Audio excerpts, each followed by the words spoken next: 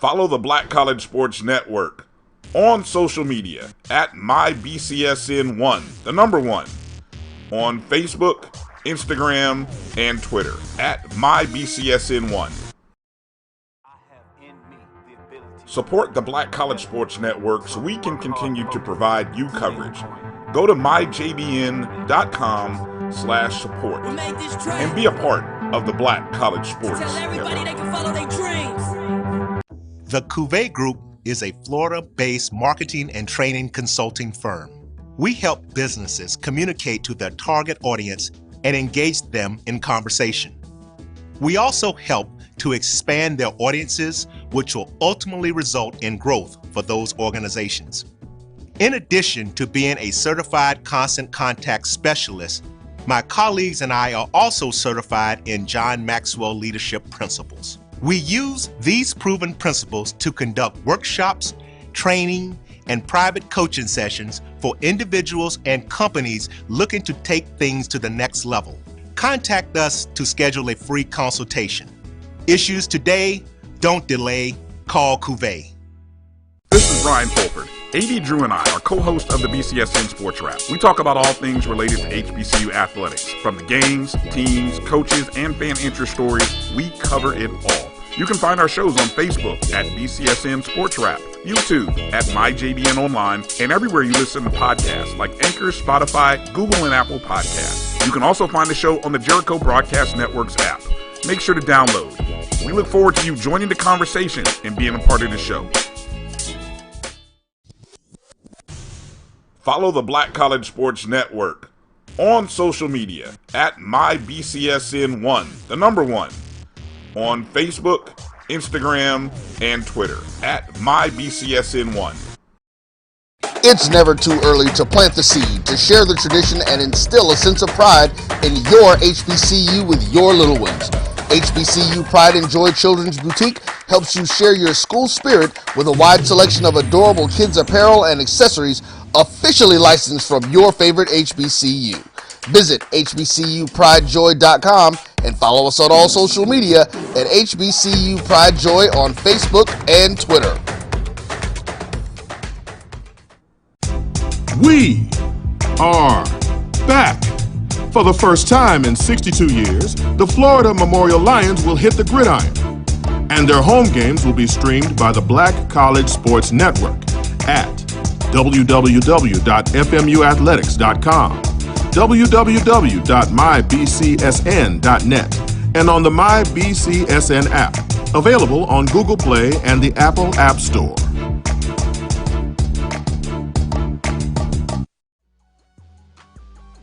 This is the Dean of the College of HBCU Sports, Kenyatta Cavill of Dr. Cavill's Inside the HBCU Sports Lab with Mike Washington and Charles Bishop. Come mix it up in the lab where the course lecture is in session every Tuesday from 6 o'clock p.m. Central Standard Time on Facebook Live, YouTube Spreaker, or the BCSN app, as we discuss all things about the HBCU sports culture, including exploring the week that was in the sporting HBCU diaspora, as well as the upcoming week of HBCU sports. With me, the Dean, the College of HBCU Sports, on Dr. Cavill's Inside the HBCU Sports Lab with Mike Washington and Charles Bishop. Course lecture dismissed. Your ad could be ran here. MyJBN.com/support. MyJBN.com/support for more information. Majesty is a premium health and wellness tea line focused on bringing delicious yet healthy tea blends to the community. Filled with an abundance of vitamins and antioxidants, we work to blend teas with exotic spices and fruits to produce scrumptious and wholesome beverages. So check us out at mymajesties.com. That's MyMajesties.com. My Majesties, an Urban Passport member. Are you hungry for authentic Caribbean food like jerk chicken, oxtail, red snapper, shrimp, tofu, and rasta pasta? Well, find your way over to Mango's Caribbean Restaurant, 180 Auburn Avenue, right next to Royal Peacock in downtown Atlanta. Them belly full, but we hungry. Mango's Caribbean Restaurant, open daily from 11 a.m. to 10 p.m. And on Friday and Saturday, we're open till 4 a.m. Come to Mango's and put some spice in your life. Oh, we've got a good thing going. Mango's Caribbean Restaurant, 180 Auburn Avenue, right next to Royal Peacock in downtown Atlanta. For more info or directions, call 404-698-3992 or log on to mangoscaribbeanrestaurant.com. For instant coupons, text MANGOS to 313131. Tell your mama hungry, papa hungry, brother hungry. Mango's Caribbean Restaurant, authentic Caribbean cuisines. Open up the door, tell your mama hungry.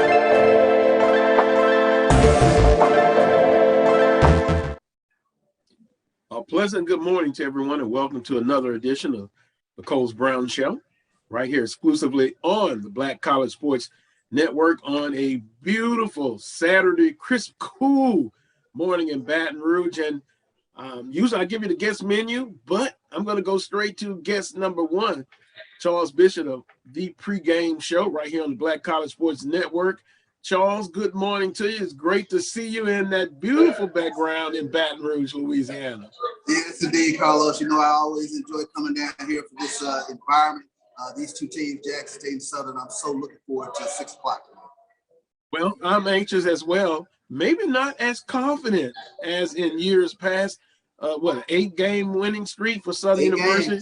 Yeah. I think it's in serious jeopardy tonight, but here to give us an overview of the Jackson State football team is, of course, Charles Bishop. Charles, Jackson State, not the team that Southern last saw in the spring season, but a very confident, very talented team for this fall season. Very much, and I'll add one more, very focused team tonight. We've been in team meetings this morning, and to say that these guys are dialed in might be an understatement. They are extremely dialed in, very focused on the task at hand. No distractions. They're locked in, focused, ready to go, and prepare for whatever eventualities come up tonight in AW. Jackson State takes care of business. They win the Eastern Division, and also they end the streak. If we look at the matchup, I think you have to just look at the first big factor. That's Southern University's offensive line versus Jackson State defensive line, and just simply their front seven. Yeah, I think as cliches go, styles make fights, and when you talk about Southern, they are the number one rushing offense in the SWAC, and Jackson State's defense is the number 2 defense in the nation. They're number 1 in the nation as far as sacks, but this is a defense that really has awakened the ghost of yesterday. They really get after the quarterback. They really are top-notch defense, a lot of speed, a lot of physicality. You talk about James Houston on one end. You talk about these guys are really focused in, dialed in, and then the guys in the middle, Antoine Owens, Quantus Miller. They're going to have their hands full tonight with this tough, gritty, grimy Southern offensive line. These guys are experienced. They know that they're physical, and they're in for a hand-to-hand battle tonight. And I look, too, at this matchup offensively for Southern University. They have not been consistent. They've been consistently inconsistent. But if you look at maybe first down, and that's what I'm going to look at, Southern has to have some success, because if they're going to be in third and long, statistics have stated that they are successful. And now we're hearing, I don't know if this is breaking news, but I'm hearing Ladarius Skelton will get the start against Jackson State. We'll see at game time, but I'm sure, Charles, Jackson State defensively have prepared for both quarterbacks. Yeah, they're definitely prepared for both quarterbacks. And it stands to reason. Jackson State had some issues last week with Texas Southern's sort of RPO offense, and they sort of made the adjustment at halftime and shut down the run going toward the second half. But it makes perfect sense that Skelton will get the early look tonight, and it's going to be incumbent upon Jackson State's defensive line to really tighten screws, if you will, on first and second down and force them into a passing situation, because at that point, I believe it kind of plays into Jackson State's favor. And Charles, if we look at defensively, and boy, again, Southern has been consistently inconsistent. Injuries, I understand, that's part of the game. All the programs in the conference have gone through that. But Jalen Ivey, Jordan Lewis came back last week against FAMU. They're going to have to get pressure, because Jackson State, it seems like they're now clicking on all cylinders offensively. And I know at one point during the season, they wanted to improve the running game. Where are they now as far as the running game to complement Shedeur Sanders and explosive passing attack?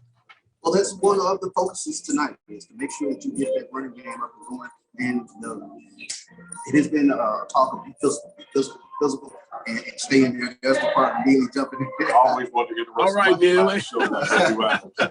Love Carlos Brown, man. He does an exceptional job representing the Jag Nation. Good to have him as a partner in this brand. Black College Sports Network, Carlos Brown Show. Hey, man, I interrupted you. No, exactly. Well, but you know what? That's all right. Neil is a favorite. My two favorite Jackson State alums. Yes, indeed. Appreciate it. But, I mean, when you talk about offensive line, that has been one of the notes that I had written down. Be physical. And they can't stress that enough, that it's going to be gritty and grimy in terms of Jackson State's offensive line going against Southern's defensive line. But they have got to figure out a way to get that running game up and going, because it opens up so many things for this Jackson State offense. Yes, they can throw the ball downfield, but it makes Shedeur Sanders doubly tough to deal with, because you get play action going. You can get those guys going vertical. Going back to the rushing, Charles, Southern first in the conference, 203 yards a game. Jackson State #1 against the run, only giving up 102 yards. And then offensively, as I stated, JSU now second in scoring, 30 points a game. They've elevated that. And a balanced team, to me, is the most difficult to challenge when they can do both. We know about Jackson State's passing attack, but I'm thinking Jackson State's going to try to establish the run and be balanced on offense. Yeah, I think that's going to be one of the oldest tonight in terms of taking a look at these running backs, picking the other two running backs. It's going to be incumbent on them to get those 3 and 5 yards, 3 and 4 yards. Open it up for Jackson State, especially being some third short. And that really opens up the playbook even more. That's one of the things that offensive coordinator Keith Taylor touched on. It's just being physical on first and second down and being able to get line yards if you have to. So there's just an excitement. Defensive guys walking past me now. Really, chomping at the bit to get out there tonight. They're just I tell you what, it's really going to be a fun atmosphere, and I really like the way this team is really focused in. Distractions are not even an issue. They've constantly had cameras in their faces, things of that nature. They are so locked in and focused on taking care of business tonight, because like you mentioned at the onset, if they get this win tonight, then that locks them in as far as being SWAC's champion. You talked about them being Jackson State being focused. The streak, though, the winning streak Southern has, I'm willing to bet that has not been talked about as much as winning and wrapping up the Eastern Division and then on to the SWAC championship game. Am I correct on that assessment? That's a great assessment, because there is so much roster turnover with regards to this team. They've had more or less been taught, that this is a rivalry. Next week is a family reunion. This week is a rivalry. This is a team that does not like you. You need to get some of that within you. So I think, in that regards, so many of these guys have been in big game atmospheres. Talk about, starting off the year against FAMU, that was a big game atmosphere. Tennessee State, big game atmosphere. So they're sort of oblivious to it. And that's why I say they're really locked in and really focused in terms of what they have to get done tonight, because they know there's so much on the line tonight in terms of trying to clinch the SWAC East division. And not only a battle, as we say, on the field. If we go in the stands in the halftime and then the fifth quarter, the two best bands is in the Southwestern Athletic Conference. No, not on the Southwestern Athletic Conference, in college. There you go. and plus the atmosphere, from what I'm hearing, it's a hard sellout. So the atmosphere is there. Temperature is going to be cool. The excitement will be there. From the Southern perspective, which team will show up, Charles? If you look at Southern, they were built for a championship. They've had some internal issues. Now the roles are reversed. Southern is in the spoiler role. Isn't that kind of weird to even say that? But yeah, I mean, you take a look at Southern, and they are traditionally a championship team. This team was built to play in the SWAC championship. What makes Southern, I think, scary is the fact that they are able to run the ball so well, and they can pose it well, and especially when you have a tough, experienced offensive line. Those are the things that I think the coaches touched on again. So we know, for the most part, it is going to be a knockdown, drag out tonight in AWR. Jackson State wins, Charles. Give me 3 key points that you believe needs to happen for the JSU victory. Well, we talked a little bit about it beforehand, but Jackson State gets that running game up and going. It opens up so much playbook. I think the second thing is look out for special teams play. I think that's one of the things that has not been touched on with regards to Jackson State, but they have some dynamic kickoff returns and punt returns, and there's a tremendous emphasis on the special teams aspect. Of course, that could be a push with regards to the Southern, because they do have a dynamic field goal kicker. But I think that's going to be one of those big things, and I think we touched on it. First and second down is going to be key for Jackson State in terms of keeping Southern into consistent down and distance, because in passing situations we've seen Jackson State, they really just fly out for the quarterback, and that's going to really be huge if they can get Southern into some third. Yeah, and with what we're hearing again, we'll see. Skelton, I'm hearing is going to start the ball game because they need that athleticism at quarterback because of JSU's defense and the pressure that they bring. And when they get pressure with that front four, that's just a tremendous feat. And they have been consistent all year. Charles, I know you got to run to get ready for your program, but as always, appreciate it coming on here on the Coles Brown Show, and continue success with the pregame show, and continue to do the outstanding job that you and Neely have been doing with the show. Thank you so much, Carlos, and I want to especially thank you for allowing me to come on the show. You gave me an opportunity when I first started doing radio broadcasts, and you, Dr. Prince, and of course, Dr. Bill, and I'm always going to make time to be very appreciative to come on the Carlos Brown Show. Thank you. Well, I appreciate that. I guess that means I'm the elder statesman. Yeah, that's true. Well, hey, I'm glad you guys, all of you guys, are proud of you. And like I said, continue the great work in your broadcast and your show. And we'll talk again real soon. I know you're pulling for a JSU victory. I'm pulling for a Southern University victory. Somebody's going to win. Somebody's going to lose. Yeah, I've been on the losing side for a long time. I need the streak broken tonight, Collins. I understand. Take care, Bishop. Sure thing. Thank you.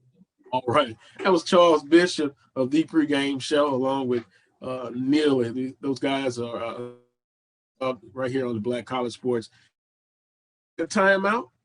And when I come back, well, let me do this quickly. The guest menu, Charles Bishop was the first guest. Coming up next, I'm scheduled to talk with Coach Robert Valdez, former Southern University football offensive lineman and head football coach at St. James High School.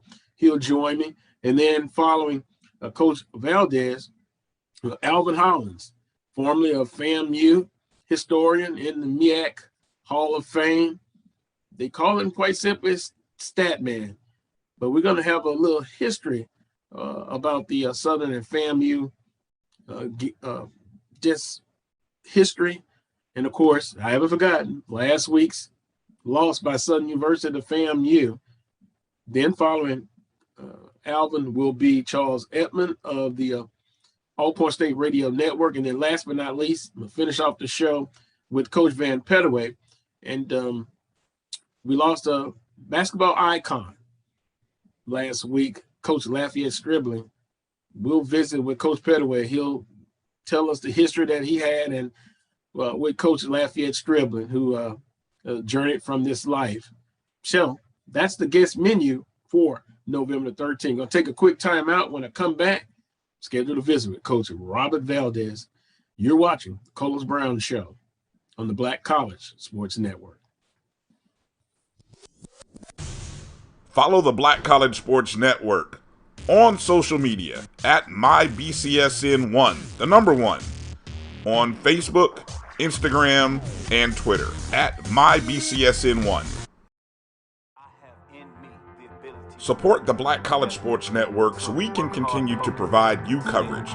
Go to myjbn.com/support and be a part of the Black College Sports Network. The Cuvée Group is a Florida-based marketing and training consulting firm. We help businesses communicate to their target audience and engage them in conversation. We also help to expand their audiences, which will ultimately result in growth for those organizations. In addition to being a certified constant contact specialist, my colleagues and I are also certified in John Maxwell Leadership Principles. We use these proven principles to conduct workshops, training, and private coaching sessions for individuals and companies looking to take things to the next level. Contact us to schedule a free consultation. Issues today, don't delay, call Cuvée.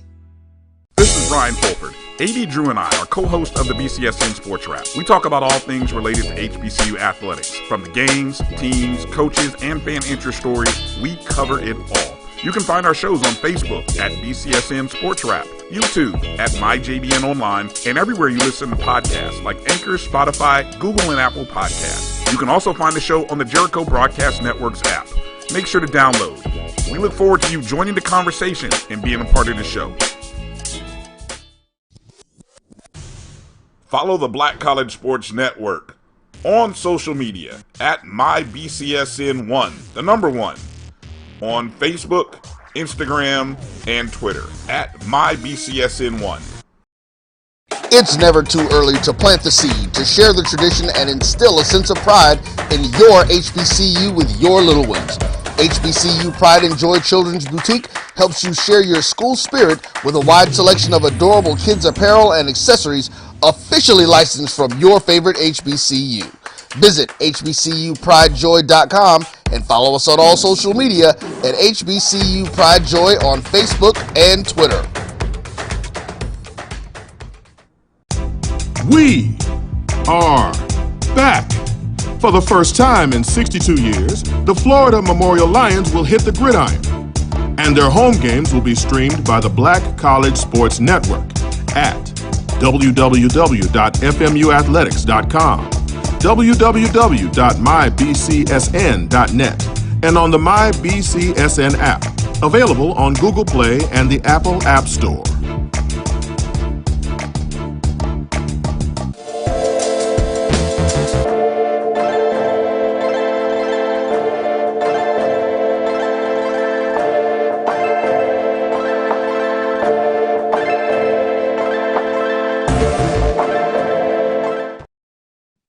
Welcome back to this week's edition of the Carlos Brown Show, right here on the Black College Sports Network. Guest number 2, you see him, Coach Robert Valdez, former Southern University offensive lineman, now head football coach at St. James high school in the state of Louisiana. Coach Valdez, good morning to you, sir. Good morning, sir. How are you, bro? Well, I'm doing all right. High school playoff time. Oh, yeah. Talk about St. James High quickly. It's the most wonderful time of the year. We had a big one last night. We beat North Webster 34-20. And we come out of a very, very, very good district. I think all the teams in our district pretty much still playing. But this is the time that hopefully you're peaking. And we played a good game last night. And we got a big one in Baton Rouge next week with Madison Prep. Shout out to former Jag Landry Williams. So it'll be special. It'll be special next week. So no trash talking from two former Southern Knights. Now the head coaches are is just a little bit. Oh, it's gonna be something. I think the offensive linemen are smartest in the group, and we're the best looking. So he's a receiver. So we're gonna jab just a little bit, but it's special. I think we have a great group of guys that are coaching in the state, and whenever we get a chance to do something like this, is special. Yeah, wow. In Baton Rouge, I think I have to check that one out, Coach. Hadn't been to a high school game in a while. I think that would be an excellent one to attend. Don't you agree? It will. It will. They got some dudes, and we got some dudes, and it'd be fun. Like I said, it's exciting. Yeah, playoffs, that time of the year. Win or go home. Speaking of that, we're going to talk a little bit about Southern and FAMU. Last week, Southern falls on the short end against a very talented FAMU football team. What were your overall thoughts, Coach? Because you coaching in high school, but former Southern offensive lineman. Are you coaching in the stands, watching your alma mater play? No, I try to be a fan. I go with my wife, my daughter, and I try not to be coaching in the stands. I keep my comments to myself. It just seems that like we just can't put together a complete game from top to bottom. I just think we'll come out on fire, and then throughout we'll have some lapses, and lapses become big. And they're in critical situations. I think that that FAMU is a team that's built to be explosive. They're not a ground and chuck type of team. They want chunk plays, and I think you're able to play them and all that. Then offensively, I think that we still don't have a real identity. I don't know if we are a running team or if we're going to be a play action bootleg team off the run, or or if we're going to just try to stretch the field vertically. I think that, and it's just one of those situations where I think that I don't know there's where to point the finger at. It's just everybody's just got to be clicking at all times when you play these good teams. Yeah, interesting. Identity. I couldn't tell you that. Good note on that one. Also, Coach, it seems like this team, and I can point to a couple of examples. The McNeese game in the second half, you're up 21-10. You lose the ball game. Against Purview, had some success second half. You saw what happened. And then last week, 51 total yards after halftime, shut out in the second half. Is it a case that teams make an adjustment, and Southern basically is one-dimensional? They're not built to come from behind. If they're down 2 scores, it just seems like they have struggled. Am I off base on that? On my observation? No, I think that you're very on point, and I think that like I said, as a coach myself, I always try to always make sure that I make the right comments, because these things from the inside looking out. When I say identity, I really mean I don't know who's the leader in the locker room. I don't know who's the leader in the locker room, because X's and O's, all the plays work on paper, and the defense and the coverages and all that work on paper. But who's taking the ball by the horn in the locker room and leading the men in the room. And I think that we've had attrition at the quarterback position. I think both young men they have different skill sets. But there hasn't really been established a true leader offensively to be able to galvanize a group. You have veteran offensive linemen that are big and can push people around. a running back that's pretty good, but it's really not a game breaker. So I tell my quarterbacks that, hey, if I'm gonna give you the keys to the Cadillac, just don't wreck it. You got to drive it. And I think that's something that, throughout the year, whether it is with both of the quarterbacks or what it is that the plan with the quarterbacks is, that's just something that I think that, can hinder you if you just don't really have that true leader right now. And again, it may not be coaching. It may be a situation, right now where, the team doesn't totally understand, the vision of the direction of where it's going. And so those things are a little bit more than, than just X's and O's and execution. And that's what I kind of see when I watch them play. Yeah. And,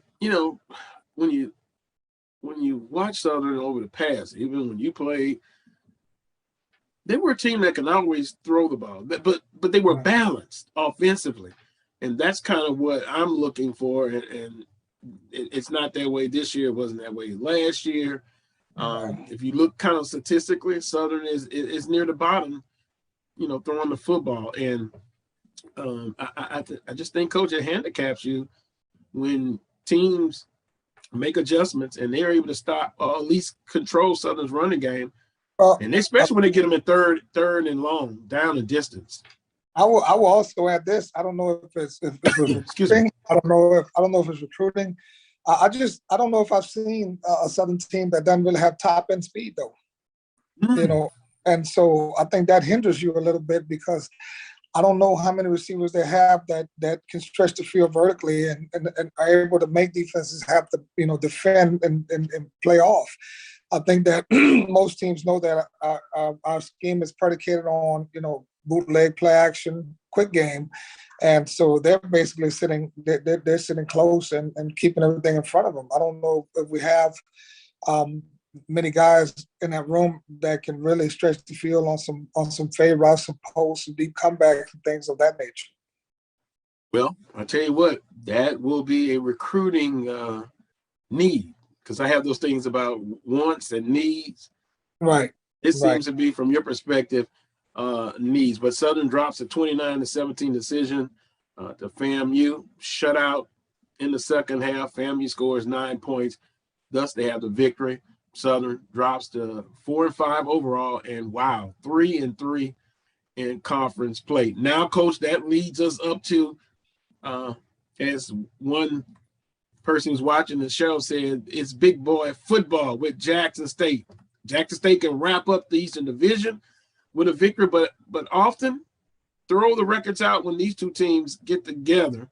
A sold-out A.W. Mumford Stadium. Get your thoughts on the game today. Which team will show up? And then from a historical standpoint, you played in these games. You have to bring the big boy pants today. You got to bring the big boy pants. You got to wake up with them on. Because I tell you, as we talked about it a lot. Everybody makes a lot about the Bayou Classic, but I tell people when I played, the Jackson State game had to be the most intense physical game that we played all year. And I think that coming into the day with Jackson, with all the success and the recruits and the people and the energy and the whole Deion Sanders buzz, you have to defend the bluff. You have to defend your territory. And, this is right now, it's a statement game. It's a legacy game, so to speak. And this is where you find out what kind of pride your team has if they understand the history. If they understand the history of the rivalry, if they understand what's at stake, you may be out of the race, but man, if I'm not in, then I'm gonna take you out too. Then man, no sense just to be miserable myself. Both of us need to be miserable, and I need to just get after it. So I think that in order for Southern to be successful, they're gonna have to take major chances. You can't come into a game like this and just be conservative. You got to take some chances and kind of, do some things to kind of get them out their rhythm and whatnot. And then the biggest thing is the X factors, the energy in the stadium. I think our fans need to just be a little bit more active. We become like the cheese and crackers cocktail hour there. We can't just sit down and wait for the band to play. We got to get a little bit more involved in the game. And because, like I said, it's not just the energy of the 11 on the field, but it's going to take a whole effort. And so, like I said, we'll be there and we'll try to do our part. But I just think that execution, elimination of mistakes, and being able to block and tackle is going to be key today. Coach, if I told you, and we'll see if I'm right. I'm hearing Skelton because last week, let me explain. Texas Southern with Andrew Body, tremendous freshman, but TSU came out and scored 21 points in the first half, and they ran the triple option. I'm hearing Skelton will get the start today, and I'm thinking they're trying to have the same success that Texas Southern had against Jackson State, at least for one half. What does that do if that's the case? Skelton starts, and Coach, I'm still worried because if Southern's not successful on first down, and even second, third and long, I think it presents another set of problems. Yeah, you have to, like I said, if Skelton's the guy, you have to win first down because the history shows that there hasn't been a real efficiency in the intermediate to deep pass game. So, I mean, he'll bring some energy. And like I said, I think that, he's athletic. He has a lot of confidence, and, he's a guy that the kids kind of rally around a little bit. So therefore, it'll be something that Jackson would have to make in-game adjustments on. And if they're not, if you practice a certain thing for somebody all week, then those adjustments, sometimes can catch up with you if you don't make them fast enough. And I just think that right now in the season, like I said, being 4-5, 3-3 in conference, I mean, what the heck, roll all the marbles, what I'm saying? Hold no punches, do whatever it takes to win. So if that's something that they feel that's going to give them a boost, it's going to give them an opportunity to score, you're going to have to score because the Sanders kid, the quarterback at Jackson State, he is a legitimate, quarterback. A lot of people thought it was a little bit hype, but he's a legitimate quarterback, and he's going to get his chances, and then, like I said, our secondary right now, has been playing, a little bit, unsure. So you got to score. You got to come out. You got to score. I'm hoping Jordan Lewis, he's had some injury issues. Ivy at the other, and then a push up front. They've got to get pressure on Shedeur Sanders, because if not, he can pick you apart. And then you can't let Jackson State, who has improved running the football, I think they're going to kind of try to come out and show the running game as improved.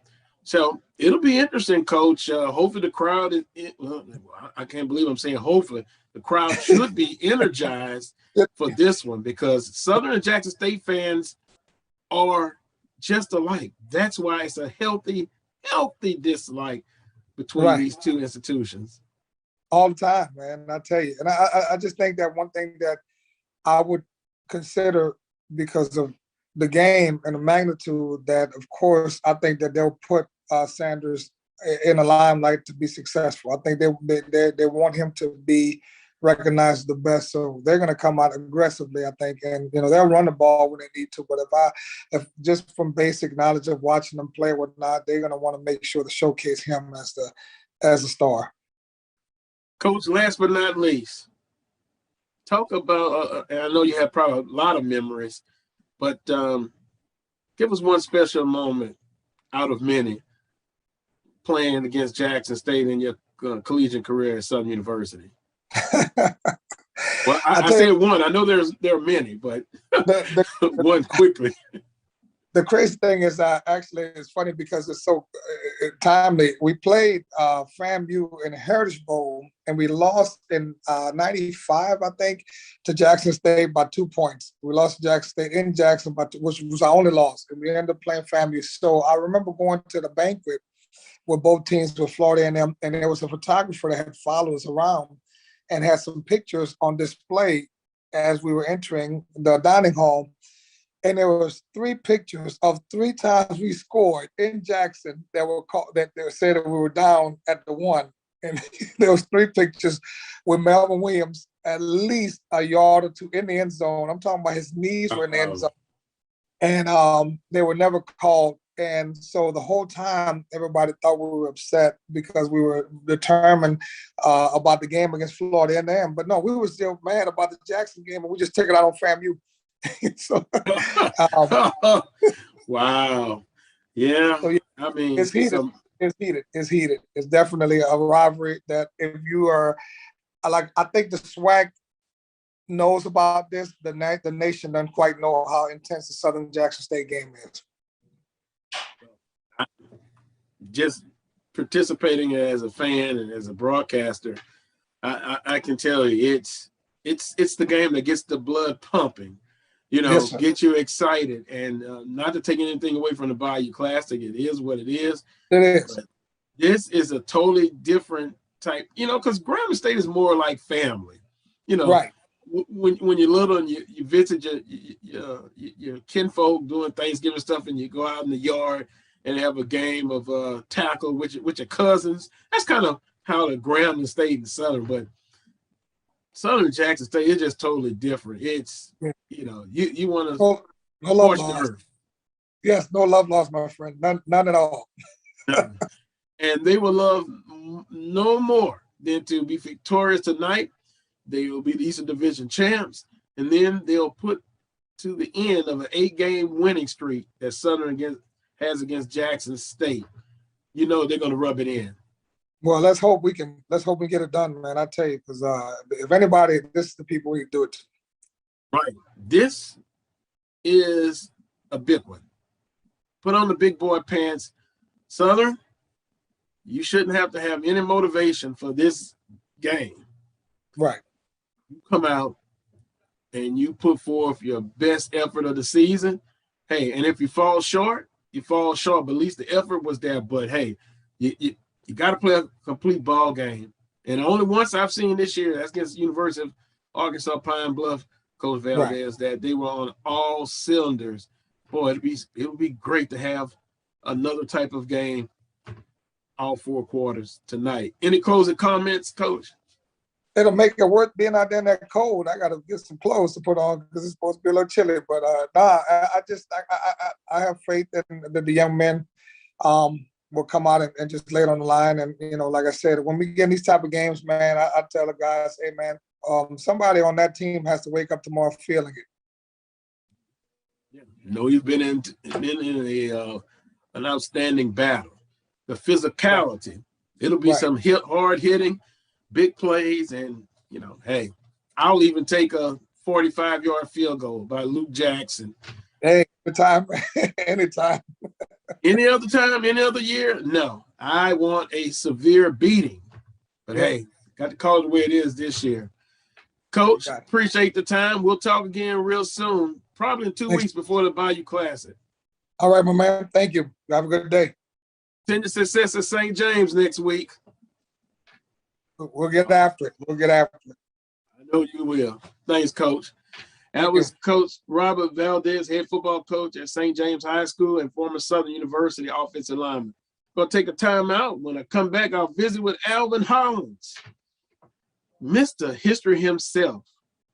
Last week, we were supposed to talk and some of the memorable games with FAMU and Southern. It didn't work out last week for Southern University, but maybe this rivalry now will be back up to par like some of the games in the past. Alvin Hollins up next. You're watching the Coles Brown Show on the Black College Sports Network. This is the Dean of the College of HBCU Sports, Kenyatta Cavill of Dr. Cavill's Inside the HBCU Sports Lab with Mike Washington and Charles Bishop. Come mix it up in the lab where the course lecture is in session every Tuesday from 6 o'clock p.m. Central Standard Time on Facebook Live, YouTube Spreaker, or the BCSN app, as we discuss all things about the HBCU sports culture, including exploring the week that was in the sporting HBCU diaspora, as well as the upcoming week of HBCU sports. With me, the Dean, the College of HBCU Sports, on Dr. Cavill's Inside the HBCU Sports Lab with Mike Washington and Charles Bishop. Course lecture dismissed. Your ad could be ran here. MyJBN.com/support. MyJBN.com/support for more information. Majesty is a premium health and wellness tea line focused on bringing delicious yet healthy tea blends to the community.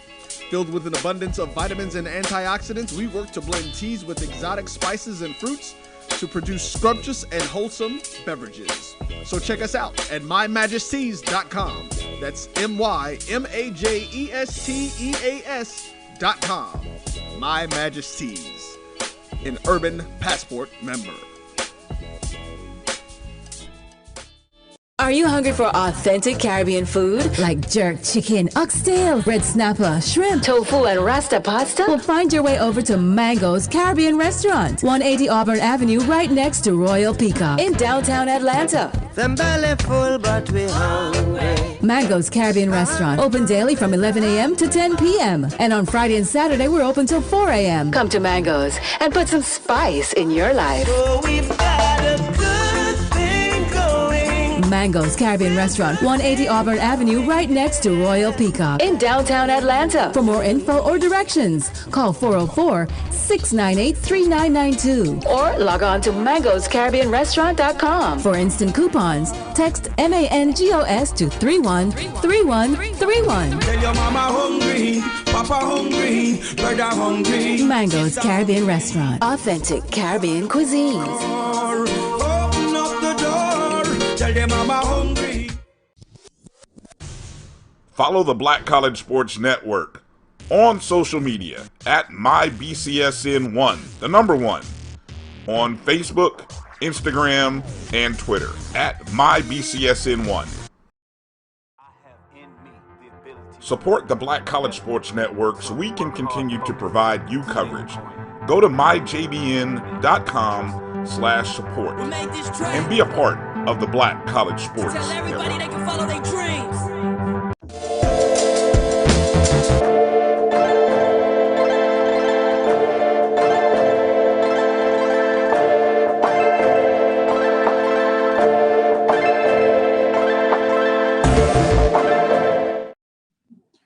Welcome back to this week's edition of the Coles Brown Show, right here on the Black College Sports Network. Now it's a pleasure and an honor to talk to Baton Rouge native, Alvin Hollins, a member of the MEAC Hall of Fame, and many in the Baton Rouge area simply still calls him Stat Man. Welcome, Alvin Hollins, to the Coles Brown Show, the inaugural Alvin Hollins on the Coles Brown Show on the Black College Sports Network. Alvin, good morning to you, sir. Well, good afternoon. I'm sorry. Yeah, well, good afternoon. And, it's good to see you because, I mean, we haven't seen each other. I think we did a show together before the Bayou in, I think it was 18, I believe, when I was in Baton Rouge. Yeah, so, and that was a really, that was a really fun time. I think we did the whole show, talked about a little bit of everything. So this is the first time I guess we've had a chance to eyeball each other since then. So, a lot of years, water under the bridge since then. But but I feel your pain, with Southern situation. But it's you kind of wondered how it was going to play out, with the coach leaving in the summer. And I think the AD did the right thing by just going with an interim, because that would have been hire two staffs in the middle of the spring would have been too much disruption. And I think he had a chance to vet the people he really wanted to bring in. And now I'm sure he's probably going to end up having to make a change unless they beat Jackson State tonight. Then that'd be something different, But but that's the way this situation is. I mean, last year, we didn't play at all, and then there was in the off season, University of South Carolina was flirting with Willie Simmons, and we didn't know whether he was going to be back for his third year, and but he resisted the temptation and stayed. So far, it's been pretty good. But if you look at HBCU football, I think even though he's at enemy school, Jackson State, for both of us, really, I think the Deion Sanders effect has really helped HBCU in terms of the visibility, because ESPN, really started giving us more coverage. Probably encouraged Eddie George to join. and I'm sure there'll be some pro guys looking at, the Southern job now, seeing as how people are able to get in there and, bring in good staffs. But that's all you need. I mean, you need a head coach to kind of supervise the program and bring in good coaches. And that's what I think Deion's done a marvelous job up there. I mean, heck, he's missed the last 2 games, with his health issues, and they haven't missed a beat. So, yeah, well, I hope tonight, because of the rivalry, and we were talking about it on previous shows and even on this show. Man, you talking about a healthy dislike, Southern and Jackson State. And I'm sure, Alvin, when you were at Southern University, I'm sure it still was the same back then. I think when I think back on those years when we played, and this was mid-70s. Matter of fact, I watched Walter Payton's and Robert Brazil's last 2 years in college. That's just how far back I go anyway. But that feeling, I mean, I think the edge was nastier than it is with Grambling. Grambling, hey, we've been playing each other. Hey, it's kind of like family and Bethune. It's family almost, right? In state. But when you cross state lines like that, boy, I mean, it's bitter. And then we had guys who went from Scotlandville to Jackson State, and boy, I mean, they got booed when they came to Baton Rouge and that kind of thing. So, but you had guys. I had a guy go from the lab school to go to Texas Southern and play quarterback. So David Mays, this was way back.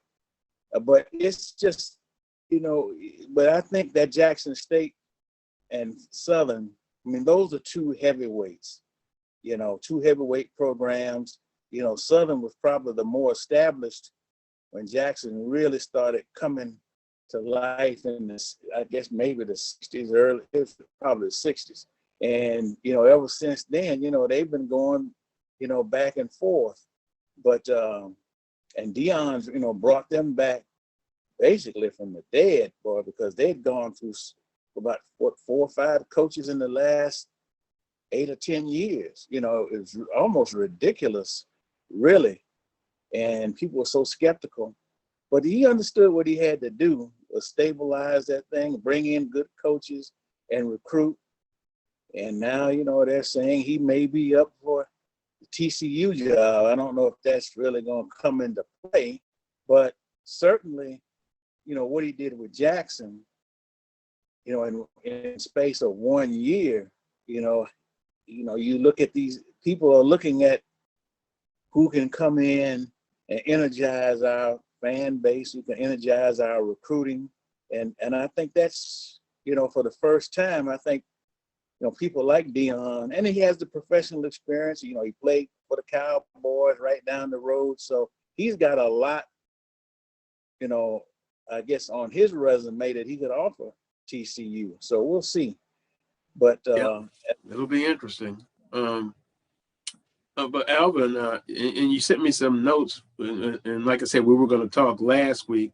Unfortunately, we weren't able to do that, but this week, and they had me thinking about the FAMU and Southern football series. The series began in 1941 and became a home-and-home affair annually until 2001.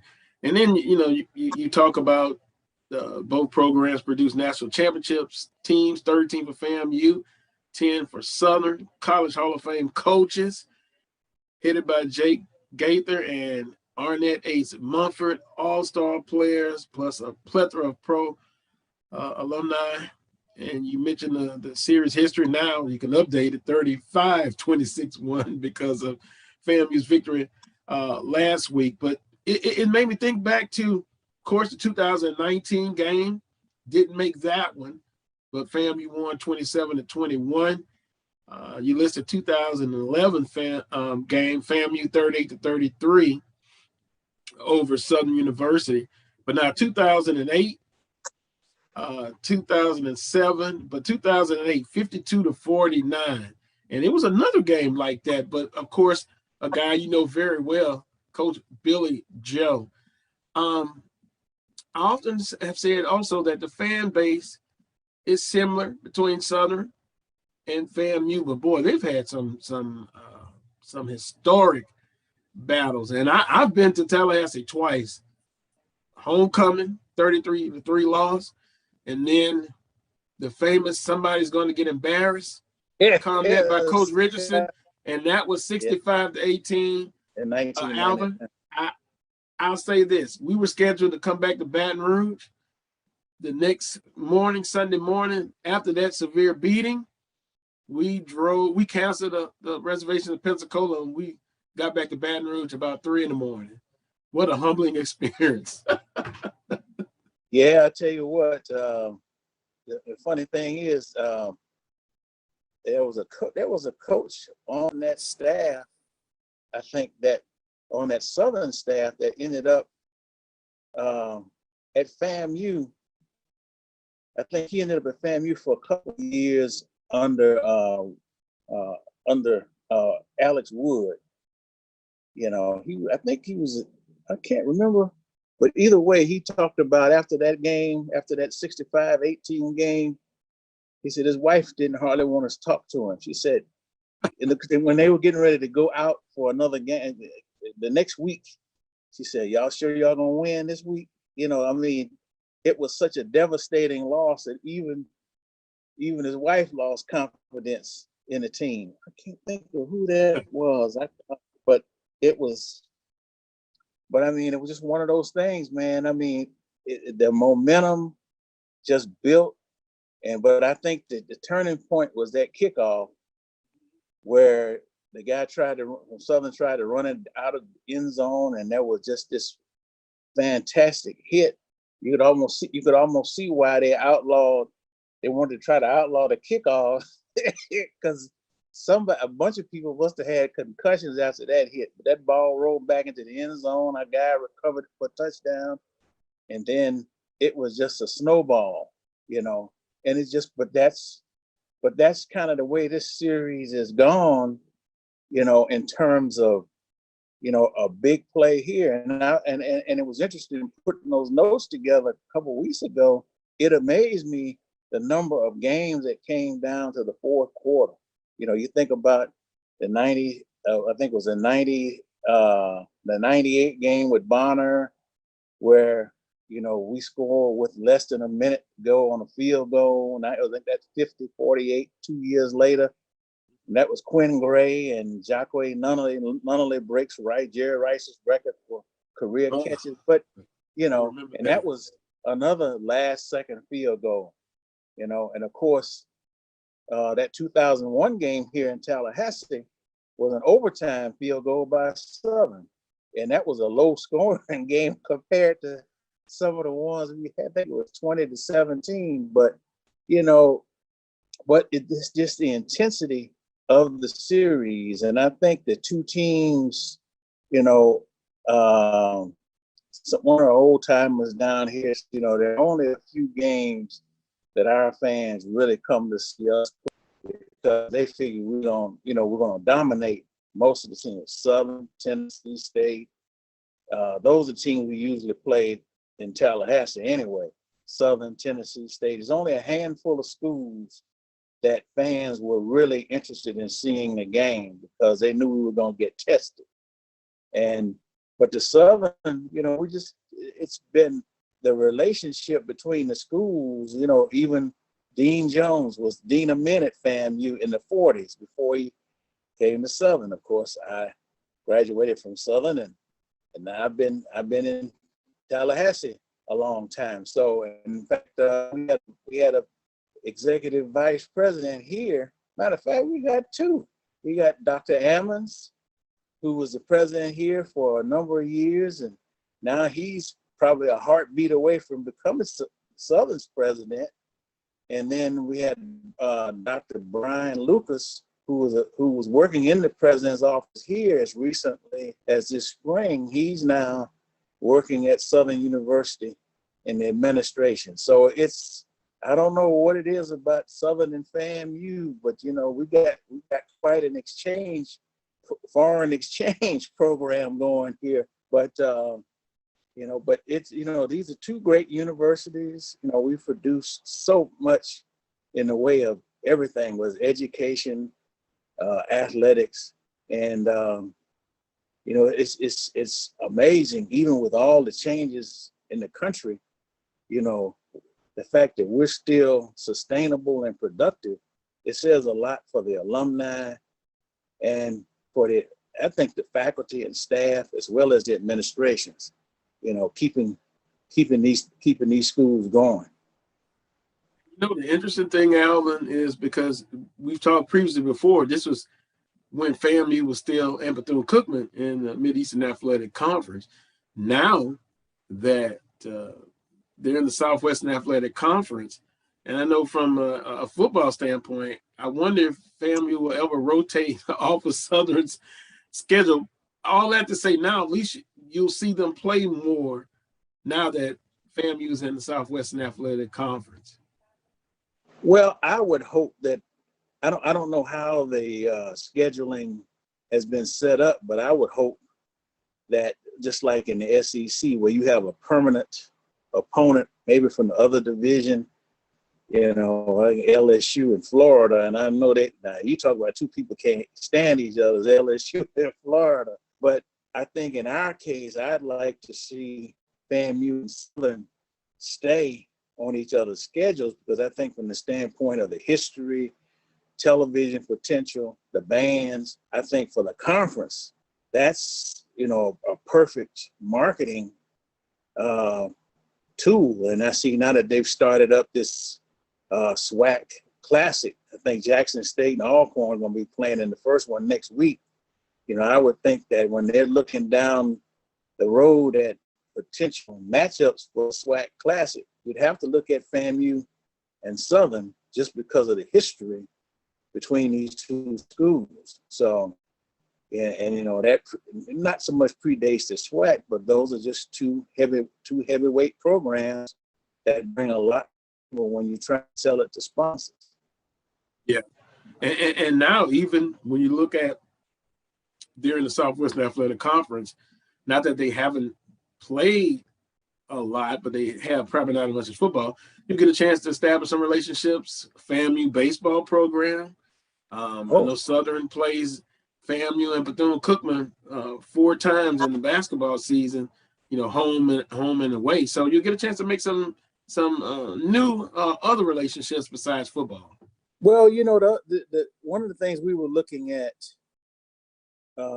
when the decision was made to join the SWAC, you go back and look at your records. You see, we played, I think the only team in the SWAC and had not played historically was Pine Bluff. This is the first time we met, and we're meeting and playing today in Pine Bluff. This is the first meeting that we've had in football. Texas Southern, Prairie View, we used to have some battle with Prairie View down in the Orange Blossom Classic. Alcorn. Matter of fact, I was looking at something on Ken Riley in the late 60s, and Cassim came to Miami and waylaid the Rattlers. I think it was 36-9 or something like that in that classic. I think it was the 68 Classic. So of course Jackson State, we've had 3 now with this year's game, 3 classics in the Orange Blossom Classic. And of course, and Grambling, I think Grambling was probably the most frequent OBC opponent for FAMU back in because that was Eddie Robinson and Gaither. They had a tremendous, friendship as well as relationship. So, and of course the Alabama schools, we were in SIAC together.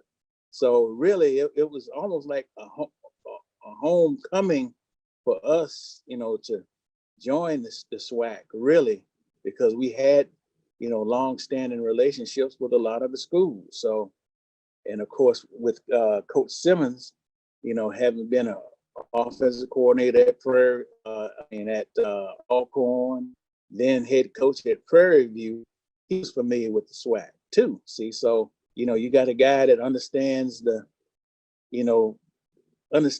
flavor of this league. And it's, you know, and like I said, we're coming down to the wire now. Today is a big day for the conference. You know, FAMU's at Pine Bluff, Jackson's coming to you. And of course, Prairie View hopes to salt away that Western Division. And I think they're hosting Alcorn, I believe. They had Alcorn. Yeah, they're hosting Alcorn. So, you know, if all three of those teams, Alcorn and FAMU win, you know, I think we'll all pretty much be locked into whatever postseason possibilities there are. At least if Jackson wins and Prairie View wins, they'll be locked into the SWAC championship. You know, FAMU, I still kind of think at large may be a long shot for us this year, you know, but right now I think our goal was just to finish 9-2 because Bethune's beaten us 9 years in a row, and you know that just doesn't sit well. And this year FAMU's only won one game. Bethune's only won one game. You know, there's no way we could. You talk about y'all losing to FAMU that year and canceling stuff. I said, shoot, we may end up having to go. We might not be able to come back to Tallahassee if we lose to Bethune this year. You know. Yeah, and Bethune is to, I've always said Bethune is to FAMU what Alcorn was to Southern University, and then lo and behold, Southern breaks that streak on a field goal this year. So maybe FAMU does the same thing. FAMU kicks a field goal and wins it. Would the Rattler Nation be happy with that, or they would want a bigger margin of victory? Well, they'd love to get a bigger margin of victory, especially if they believe impressing the judges is going to help, especially for these last two games, because you know when you got teams that don't have winning records, you sort of want to look dominant if you want to have any shot at getting an at-large bid. But I think for our fans, beating Bethune-Cookman, we'd like to beat them. You know, we'd like to beat them badly because those 9 straight losses, some of those games, man, we had in hand and we let them get away. And I think this year, I think Coach Simmons put extra emphasis on that defense. That defense this is one of the better defensive teams that we've had in years. I mean, you know, I think we shut out Alabama State, held South Carolina State to 7, Fort Valley to 7, heck, held Jackson State to 7, you know. So, or did they get a pick 6? I think I don't even know if they scored on offense, come to think about it. You know, it was 7-6. It was 7-6, but I'm trying to think it may have been because it was raining real bad down there. So I think it might have been a pick 6 deal. But either way, you know, we've got the number 1 sack master in the country in Isaiah Land at linebacker number 31. I think he's got 12 sacks, 17 tackles for loss. So we've got Coach Simmons has really assembled a really good roster on that defensive side. And the only thing we were concerned about was quarterback, you know, but I think Rashawn McKay has really come around the second half of the year. And in fact, some of the fans were saying, you know, when you're off a whole year like we were, you know, certain areas of the team are probably going to struggle. That's why our fans are really pulling for a spring schedule, because they said the guys need to play to kind of get their sea legs back. But, you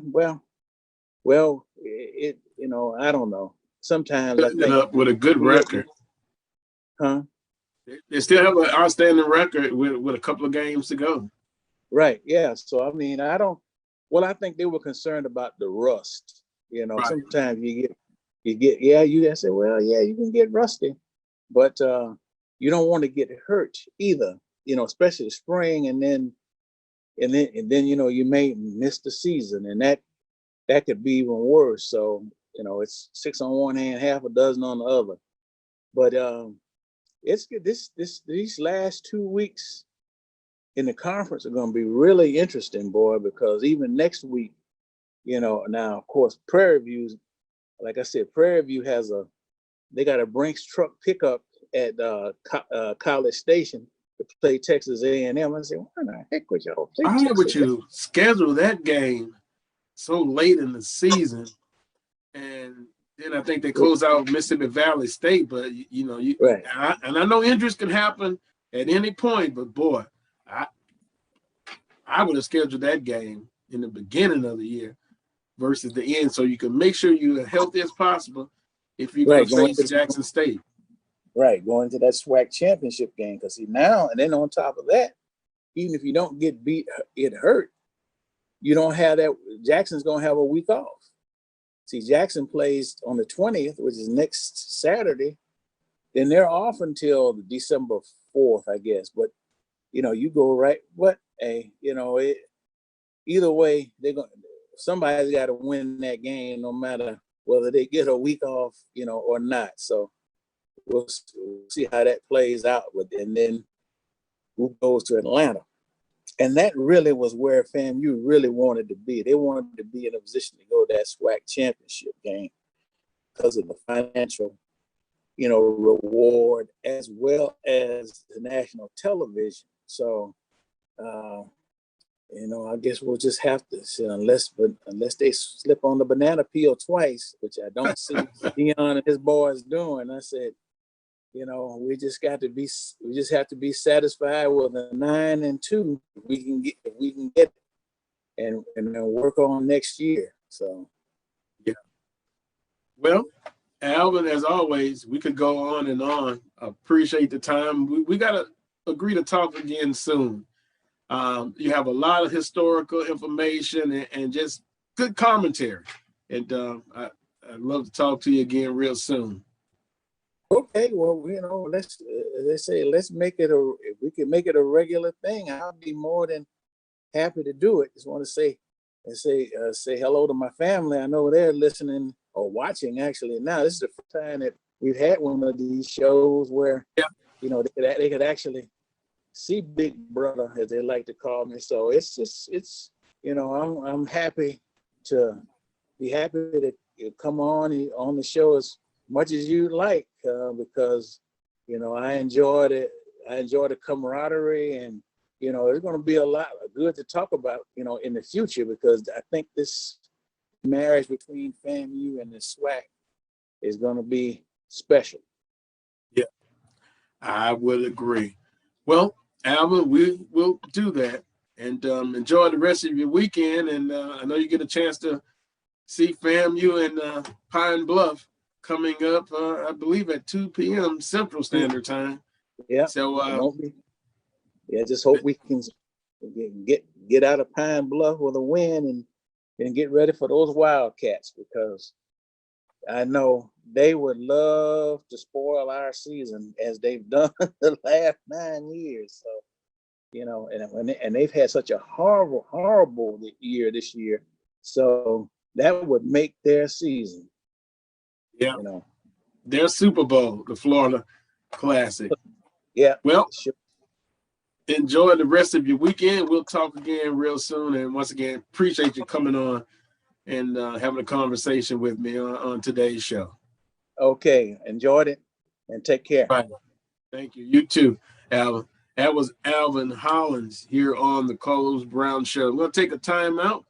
When I come back, I'll visit with Charles Edmond of the Alcorn State Radio Network. Can Prairie View and Jackson State lock up a championship bid, winning on the road today? We'll see, and we'll check on Charles Edmond. Alcorn on a 2-game losing streak. They lost to Bethune-Cookman and gave Bethune-Cookman their first win of the season. You heard it on this show first. Charles was worried about the Southern and the Bethune game. He was right. We'll check on Charles and see if he's okay. You're watching the Carlos Brown Show on the Black College Sports Network. The Cuvée Group is a Florida-based marketing and training consulting firm. We help businesses communicate to their target audience and engage them in conversation. We also help to expand their audiences, which will ultimately result in growth for those organizations. In addition to being a certified constant contact specialist, My colleagues and I are also certified in John Maxwell Leadership Principles. We use these proven principles to conduct workshops, training, and private coaching sessions for individuals and companies looking to take things to the next level. Contact us to schedule a free consultation. Issues today, don't delay, call Cuvée. This is Ryan Fulford. AD Drew and I are co-hosts of the BCSN Sports Wrap. We talk about all things related to HBCU athletics. From the games, teams, coaches, and fan interest stories, we cover it all. You can find our shows on Facebook at BCSN Sports Wrap, YouTube at MyJBN Online, and everywhere you listen to podcasts like Anchor, Spotify, Google, and Apple Podcasts. You can also find the show on the Jericho Broadcast Network's app. Make sure to download. We look forward to you joining the conversation and being a part of the show. Follow the Black College Sports Network on social media at MyBCSN1, the number 1, on Facebook, Instagram, and Twitter at MyBCSN1. It's never too early to plant the seed, to share the tradition, and instill a sense of pride in your HBCU with your little ones. HBCU Pride and Joy Children's Boutique helps you share your school spirit with a wide selection of adorable kids' apparel and accessories officially licensed from your favorite HBCU. Visit hbcupridejoy.com and follow us on all social media at HBCU Pride Joy on Facebook and Twitter. We are back. For the first time in 62 years, the Florida Memorial Lions will hit the gridiron, and their home games will be streamed by the Black College Sports Network at www.fmuathletics.com, www.mybcsn.net, and on the MyBCSN app, available on Google Play and the Apple App Store.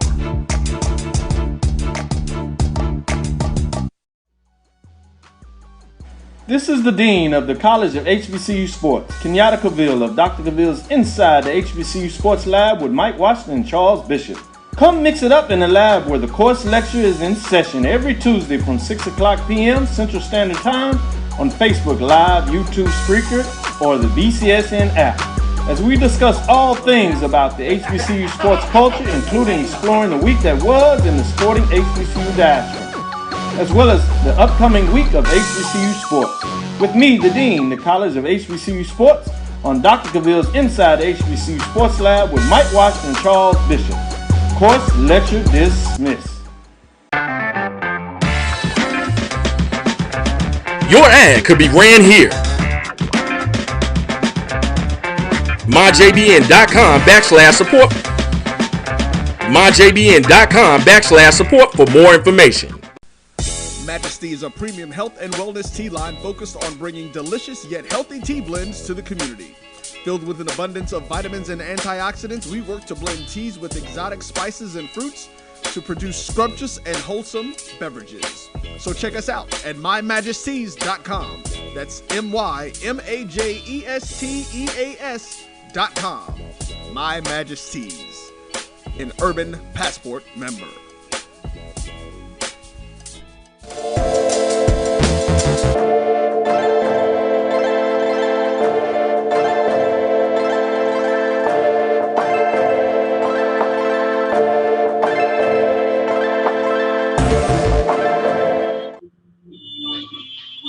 You know, a couple of weeks ago, Charles Edmond called it. He had a bad feeling about the Southern game. We talked about that, but then most importantly, he penciled in that Bethune-Cookman game with Alcorn State. And so first and foremost, we welcome Charles Edmond back to the Coles Brown Show. And everybody, I had Southern Night saying, your buddy Charles, is he okay? So Charles, you looked a little perturbed there, but hey, look at me, underachievers. Can we say that about Alcorn after 2 straight losses, or it's something else going on? But how are you feeling? How are you doing? I'm doing okay. I'm still smarting from a rough weekend. The Braves lost. There was a tropical system in Florida last week, soaking wet. We lost the game, and then my Rams lost. So it was a tough 48 hours for Charles Edmond for sure. Hey, and I didn't think we would lose the game last week. I will say that when I didn't know the order of our schedule in terms of who we were playing in the conference. But when I talked to Terry Sims at Media Day and I saw we were playing Bethune-Cookman November 5th, I said, uh-oh. And it didn't matter whether we were 8-0 and they were 0-8. There's something, that pit in my stomach sat with me till last week. And I'm not saying we're going to lose the game, but I just felt like it was going to be a tough matchup, no matter how well we were playing, no matter how poorly they were playing. And you could just see it. I mean, Bethune-Cookman, close losses, led 9-0 against Jackson State.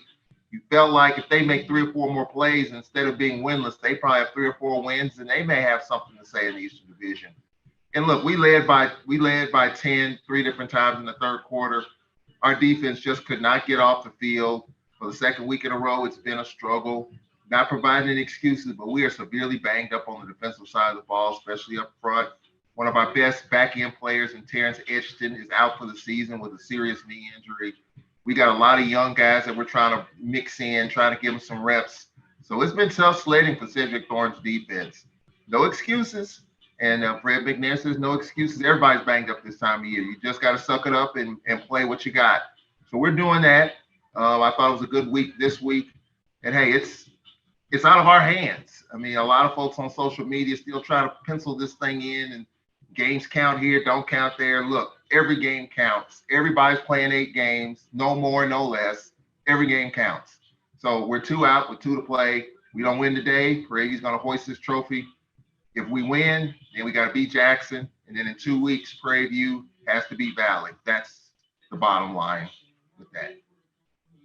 And can I ask this, Charles? The injuries on the defensive line, was it most of it happened before the Southern game, or was it the Southern game? I'm trying to figure out, did it happen before or after? Because some of the Alcorn fans were telling me it was a very physical matchup with Southern's offensive line. I think it was a sprinkling of injuries even leading up to the Southern game. Okay. Just okay. Piecing it all together, starting with Edgerton, and it just kind of went up and down the line. I think an injury here, an injury there, an injury here. It wasn't a calamity of injuries from that Southern game, but I think we were banged up going into that game. And, the 4 in a row on the road, that didn't help in terms of the recovery and just trying to get guys as healthy as possible. We might get a couple of guys back on the defensive line today. It's a game time decision. We'll see. But, clearly we've been banged up, and Cedric Thornton, this has been probably his most challenging year as a coordinator, just trying to put it all together. And we'll see against a potent Prairie View offense here today. I can understand that about injuries. As you stated, every team goes through this throughout the season. So no excuses. It's the next man up. Well, Charles, let's kind of go with a recap November the 6th and kind of get your thoughts. Of course, you just kind of mentioned it, but we didn't give the score. Bethune-Cookman over Alcorn State, 35-31. And to your point, Charles, you scored 30 points, over 30 points against Southern, against Bethune-Cookman. And if your defense is healthier, I got to believe that it's a very good chance you win at least at minimum 1 out of the 2. Very well could have won both, but you scored enough points offensively. Defensively, has been a challenge of late. And add to it the fact that we had a big kickoff return for a touchdown. Then one of our best punt returners, Manny Jones, on a short kick, got away from it and then thought better of it and caught it on the hop and fumbled. So special teams has hurt us too these last couple of weeks. So the defense, yes, they've been on the field an awful lot, but our special teams has got to get better, especially here today when it gets an explosive offense. You can't give them a short field. We got to clean that up as well if we want to have a chance. So it's a combination of both. I would say 1, defense, 2, special teams, especially punt and kickoff returns. Yeah, and that can do you in, or it will do you in. Jackson State over Texas Southern, 41-21. Texas Southern scored 21 first half points, ran a little triple option. That is why I'm hearing that Skelton will we'll get the start today from what I'm hearing, Charles. I know that makes you happy. For me, I'm just going to do this. Yeah. Even though I'm a Skelton fan, I think, McDaniels actually was impressive with his feet against Alcorn, and I was able to push the ball down the field. I thought, you stick with the hand that may be warm, which is McDaniels, maybe not red hot, but you stick with the hand that's most productive. I'm a Skelton fan. I was impressed with what I saw from McDaniels a couple weeks ago. So interesting what Coach Rollins is doing. I guess he's pushing his chips all in. Hey, you got to throw something against the wall to see if it sticks. Because, again, we all know what's at stake for Southern. Just trying to finish it out strong. And for Jackson State, they're trying to win the Eastern Division today. Yeah, they could wrap it up. And I don't know, McDaniels kind of struggled last week against FAMU. Had two receivers open. If you get them the ball, change the complexity of the game. But coulda, woulda, shoulda, didn't get it done. So, maybe Skelton, the coaching staff feels that, hey, we need to try that option like Texas Southern did last weekend. Maybe we'll have better results. We'll see. If not, it could be a long off season in Baton Rouge. Alabama A&M back on the winning streak over Valley, 42-14. It was Pine Bluff over Grambling State, 33-26. Did that shock you, Charles? Your alma mater losing to a Pine Bluff team that just have not had a good season. Yeah, it did. I mean, considering where Grambling is right now, I would have said Grambling maybe by a field goal, just because I think Grambling's just a better team overall. Excuse me, the music kind of loud right now here. I love it. I love it. It's the ambience. Okay, yeah, it's great. It's definitely ambience. But yeah, slightly surprised, but clearly Grambling's trending in the wrong direction. Just as a Grambling-ite myself, happy that we're able to beat Grambling here. I thought Grambling might be on the upward trajectory, but it clearly has gone the other way. Trying to get an update. Bethune-Cookman's up over Grambling right now, 17-6. My last information. Wow, Bethune-Cookman. And we're going to get to the predictions. I got it highlighted. I'm going to shock you with some of my predictions this week, Charles. The road teams will be successful. Prairie View comes from behind to beat Alabama State 24-20. And then, of course, FAMU over Southern 29-17. Any comments on that Prairie View game in Alabama State? And by the way, since the last time we talked, Coach Ely Hill was released at Alabama State. And now I saw on social media, I think he's now working at Georgia Tech. Yes. Dr. Ely is a really good guy, first of all. I just think he got swept up. And this is just my opinion. When you have a new athletic director coming in, when you're inheriting a football coach in a program that hasn't been successful, you kind of get swept up in the politics of it all. And when you talk to Bama State fans, they talk about one thing, the Magic City. And I thought if he got by that, buy him a little more time. And that was an opportunity for Bama State. They clearly didn't get it done. New AD, Dr. Jason Cable, made the move, trying to clear the decks for whoever's coming up next. I think it's a very attractive job. Great facilities. I think the pay's going to be good. I mean, you've got a pretty good fan base there. So I think it'll be a very attractive job. On that Prairie View Bama State game, when we were getting ready to take off from Daytona last week, it was 20-10 Bama State at halftime, and we were all celebrating. We all were happy about it. And then when we landed, Cedric Tillman told me, well, Bama State didn't score again. Prairie View won. And we all just like, oh, no. So this is where we are. But I tell you what, for Prairie View, that's obviously a wake-up call. It was their homecoming, from my understanding. And they probably just sleptwalked through the first half. I mean, you got an interim coach. You want to play for the interim coach. And I thought through the first half, that's exactly what happened. But the better team won in the second half. They were at home. So that's where we are. But kind of surprised on the Grambling game, but not surprised with the Prairie View Bama State game. Prairie View clearly is the better team, and they woke up in the second half. Back to Alabama State. That's an opening. Charles, I would not be surprised if you have 4 openings, possibly 5. 4 in the Southwestern Athletic Conference after the season is open. And, you know, we don't want to talk about rumors, but Charles, you look like you're surprised or not. It could be some more openings in the conference. I'm surprised at the number. We kind of know that there's going to be some openings. So you got 12 teams in the conference. You're talking about almost half of our conference football programs going to be looking for coaches. That's going to be interesting fodder for the offseason. Mm-hmm.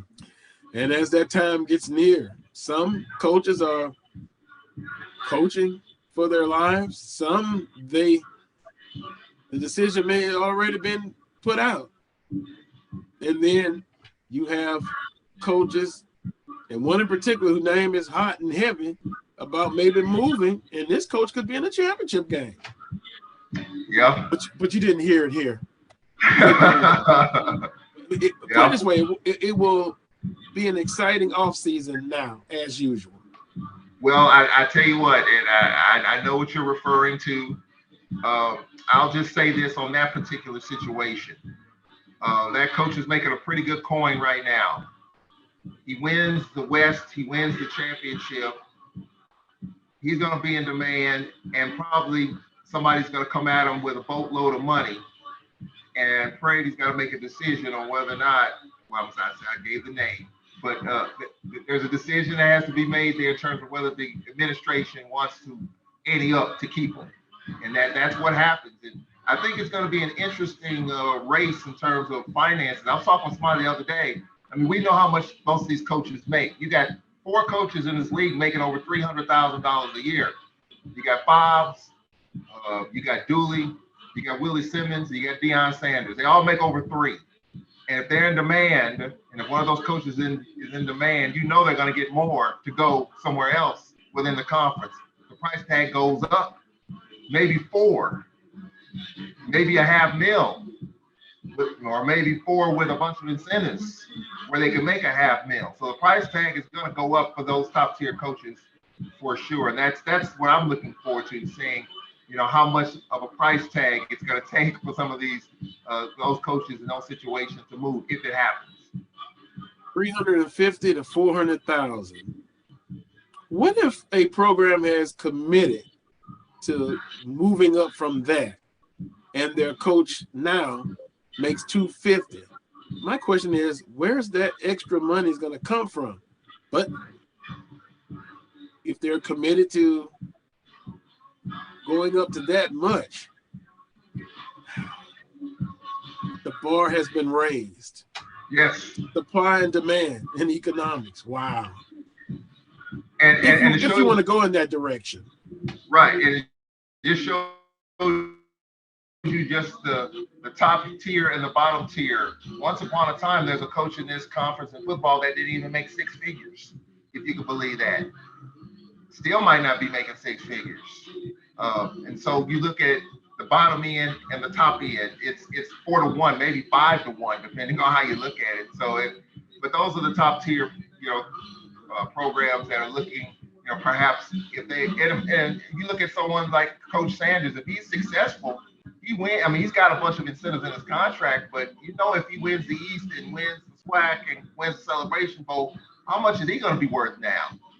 $500,000 for sure, with all the money that he's brought in, $53,000 on homecoming and all the publicity.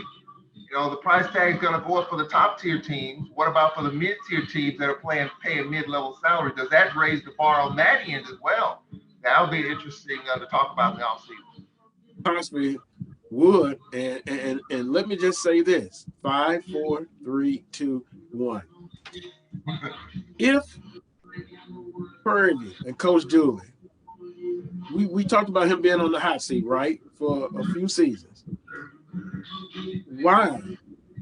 My question is, and maybe it is, I'm sure some PV alum will chastise me for making this statement. If they haven't done, they should have reached out to him already. And if they haven't, why haven't they done so?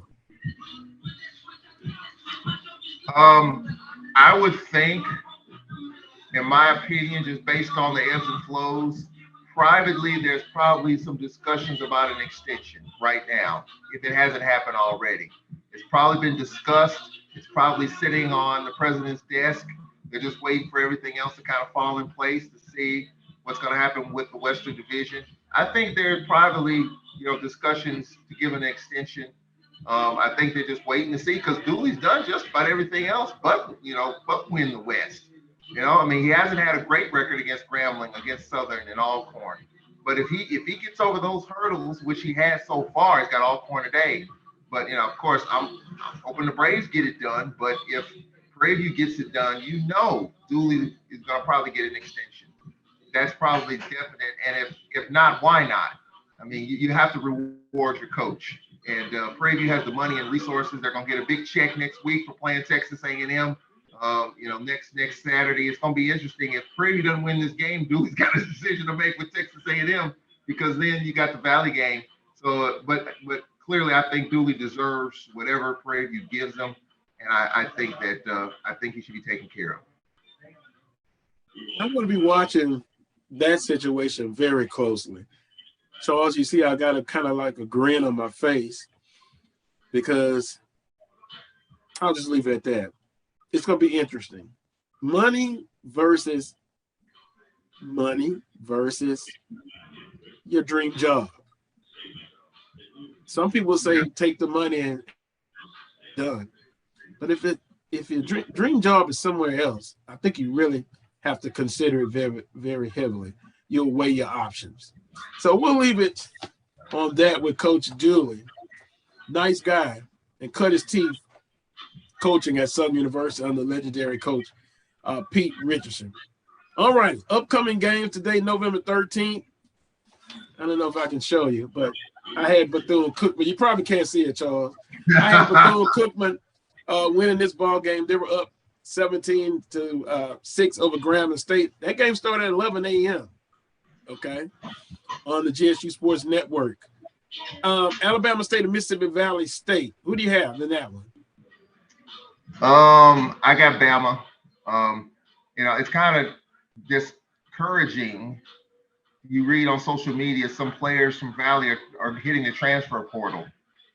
This is a program that clearly, I thought had the best 3-game stretch of any team in the conference. They had control of the Eastern Division. If they had just got it done against Jackson, Alcorn, and FAMU, we'd be talking about Valley at home, but they didn't get it done. The season's kind of gone sour a little bit. It's gone south, gone sideways. Who's going to stick with that? You read about some players transferring out. Let's hope that doesn't continue, because Coach Dance is a good coach and he's building something there. It's going to take a little more time. But I got Bama winning that one. Yep, another road team. I got Alabama State as well. Alabama A&M at Texas Southern. This could literally be a shootout. Alabama A&M defense can't stop a wet paper bag. You know how bad that is? Texas Southern defense improved. Some improvement, but offensively, that's what they're known of. Mr. Body is all that in a bag of chips. But with that being said, I think Alabama A&M will get just enough, and I mean about that much of defense. I'll take the road team again, Alabama A&M today. I'm gonna go with Texas Southern. I'm gonna go a little bit of a different direction in this one. What I saw from that TSU program a few weeks ago, Body made some freshman mistakes that, if you look at it now, if he doesn't make those mistakes, it's a much closer game. But he's a freshman, and with freshmen, you're going to get the good, the bad, and the ugly. I think at home, I think Texas Southern has figured out some things. And I think, A&M's defense still can't get off the field. I think it's going to be a high-scoring game, but I think Texas Southern's going to win. They're at home. Update. Bethune-Cookman over Grambling State 24-6. 24-7, I'm sorry. 24-7. Wow. Unbelievable. Prairie View A&M at Alcorn State. I'll just go ahead with my prediction on that. I'm taking the home team for once. I think Alcorn gets it done in spite of injuries on the defensive line. I think they're going to play inspired football. They're going to protect home turf. My gut tells me that Alcorn gets it done some kind of way. They get it done. I'm taking Alcorn State, 2 p.m. today. This is a weird feeling because normally this time of year we're in the driver's seat. Not the case. You know, we're on the other side of the fence. We just got to win out and just see what Prairie View does or doesn't do. This team is really focused this week. Fred McNair talked about it on the show, being out at practice. This team is focused and ready. Because if they don't win this game, this Panther team is going to hoist this trophy on this field, and it's going to be a very, very, very bad feeling. It's going to be a very bad day. You know, it's a beautiful day here. I think the Braves are going to be inspired, enthused, mad, angry. It's senior day. It's the final game for these seniors, 17 of them playing their final home game. They don't want to go out like this. I think the Braves will come out and make the first couple of punches and keep their foot on the gas for 4 quarters and win this thing and keep their hopes alive. Tell Phyllis Harper I'm counting on him. I want him to play the best game of the year. And by the way, I know that feeling to walk off that field in Lorman, Mississippi with fireworks going off and that just sinking feeling in your stomach. It is not good, Alcorn. I hope you don't have to feel, well, it won't be any fireworks, but you get my drift. You don't want the other team to say they clinched it on your field. FAMU at Arkansas Pine Bluff. Pine Bluff gets a victory last week. FAMU defense was just too tough. Just too tough. I like FAMU, and then offensively, they're efficient enough to get things done. I like the road team again, FAMU, in today's ball game. Yeah, I do too. I mean, I'm impressed with how FAMU is able to bounce back after that tough loss to Jackson State. I talked, our producer Brian Fulford is a FAMU grad. I told him in the summer, whoever loses that FAMU Jackson game is going to be smarting all year long. Right now, FAMU, even though they're playing well, they're still smarting a little bit from what didn't happen in Miami. But what's a sign of a good team is how you respond when you get hit on the deck. And so far, FAMU's defense is really playing well. Offensively, they're doing just enough. I have FAMU winning that game. Well, we're in agreement on that game. And, of course, ESPN Plus, the Alabama A&M and Texas Southern game is on ESPN Plus. Charles, Prairie View and Alcorn, not on ESPN Plus. I have issues with getting ESPN 3. I think I'm going to have to get a pink slip to my cable provider. I don't know what's going on. So, can they watch the Prairie View and Alcorn game? Yeah, I was kind of surprised myself when a couple weeks ago I noticed that I don't see our game on the ESPN schedule, ESPN Plus or 3, whatever the case. And I did contact someone at the SWAC office to see because they can move games around.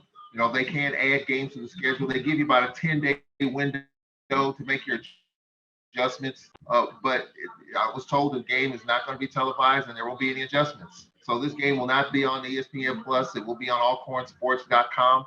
And so the game will be streamed that way. It'll be on one of our YouTube platforms beginning at 1:30. So it is surprising considering that this is one of the premier games of the week.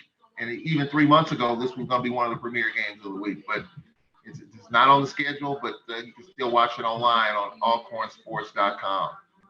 Thanks for that information. And last but not least, Jackson State at Southern, 6 p.m., ESPN 3. Wow, not ESPN Plus. I'm sure I can find it on the YouTube channel somewhere if I'm not going to be there. Are you going? I don't know. Charles, I'm so come on, man. I guess I'll be there. I'll be there. But yes. Who do you like in this ball game as we wrap up this segment? I like Southern University. Can Southern stand prosperity? 2 weeks ago, they had their kicked in the second half against Prairie View, and I say that made them even more dangerous, and they beat us 38-35. They felt good about themselves, and then what happened? They lose last week to FAMU. Same situation. People talking about them, people probably cussing them out, coaches and all. Their backs against the wall again. They're not going to win the West, but this is about pride. They don't want to see Jackson hoist that trophy on their field because if Jackson wins today, that's exactly what will happen. I think Jackson's got a few issues to work through, and I think Southern's going to exploit it. Skelton starting will help a little bit. I like McDaniels a better matchup with Jackson State. I think Southern's going to play their best game of the year by far, and I have Southern winning that game 36-31. Well, I wish I was as confident. Jackson State can clinch the Eastern Division title. They can end an 8-game winning streak by Southern University. Charles, I hope I'm wrong, but I'm taking the road team. I'm taking Jackson State. And then besides, I picked Alcorn to beat Southern. And I was wrong on that one. So in a twisted way, if I pick Jackson State, then Southern will win. But truthfully, this team has to play the best game of the year. And they've got to play, we've been talking about this a lot, 4 quarters. I can't have a team play 2 quarters or 1 quarter, then the second half come out, teams make an adjustment. You don't know what, you don't make an adjustment to the adjustment. So my heart wants Southern to win, but my head says Jackson State. So I hope I'm wrong, Charles. I really am. I hope I'm wrong. Any closing comments as we wrap up this segment? It's about pride, Carlos. Which team's going to show up and play with some pride, some heart, some determination? I think that's what it's about right now. Our predictions. I predicted, FAMU to win the East and Alcorn to win the West.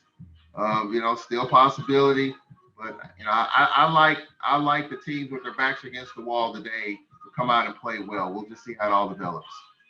Well, some Jackson State fans have really got after me. One in particular, Avis Heath. You're right. I predicted JSU 4th in the East on the Black College Sports Network program, and I picked Southern in the West. I failed miserably in my predictions, so I'll eat crow. I'm man enough to admit when I was wrong. But Avis, you don't scare me. I'll say that. Avis, he was my brother from another mother, Jackson State alum and fan. You're absolutely right. I should be trashed. I should be taken to task for not picking Jackson State second. I had to get that one in, Charles. Charles, have a great broadcast and appreciate the time. We'll talk again next week. Hopefully, Alcorn and the Jaguars are victorious. If not, let the coaching search be open again in Baton Rouge. Unbelievable. Should be fun, Carlos. Appreciate it. All right, take it easy. That was Charles Edmond of the Alcorn State Radio Network. A quick timeout. When I come back, I'll visit with Coach Van Pettaway and his thoughts and perspective on the late Coach Lafayette Scribbling, the best dressed coach in basketball history, and also a basketball icon, Mississippi Valley State and Tougaloo.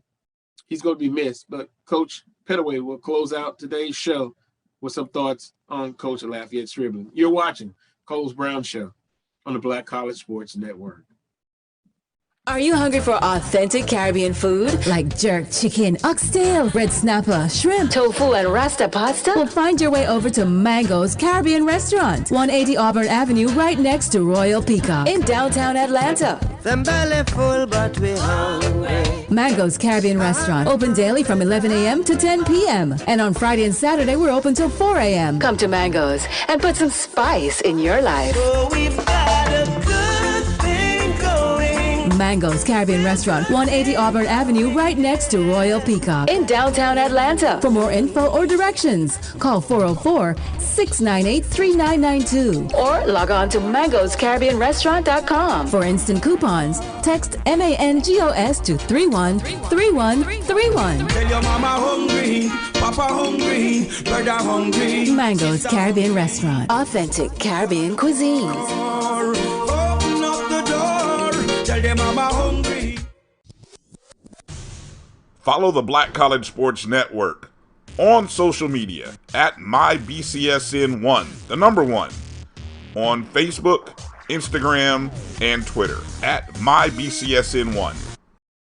I have Support the Black College Sports Network so we can continue to provide you coverage.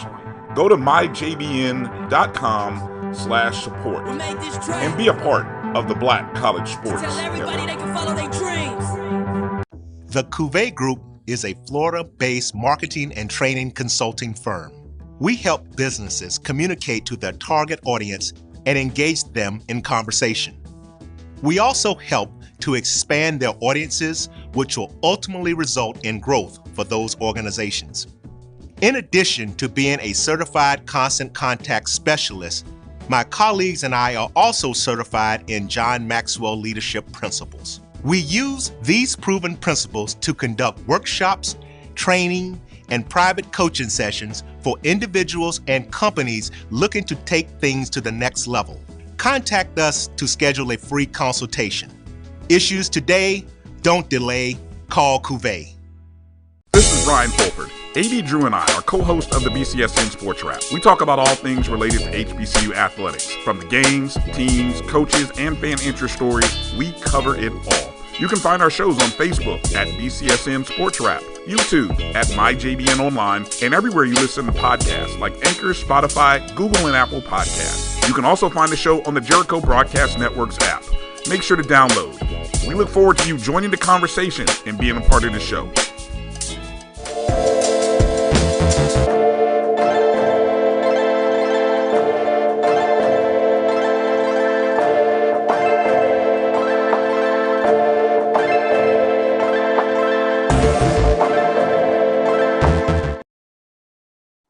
Back to this week's edition of the Coles Brown Show, watched exclusively right here on the Black College Sports Network. Final guest of today's show. It's always a pleasure to visit with Coach Van Pettaway, former men's basketball coach at Alabama A&M. Once a coach, always a coach. Coach, good afternoon to you, sir. Good afternoon, Carlos. Everything is on the up and up. Yeah, it's been a tough season for our football programs, but hey, basketball, I think we're going to be pleasantly surprised based on some early non-conference games.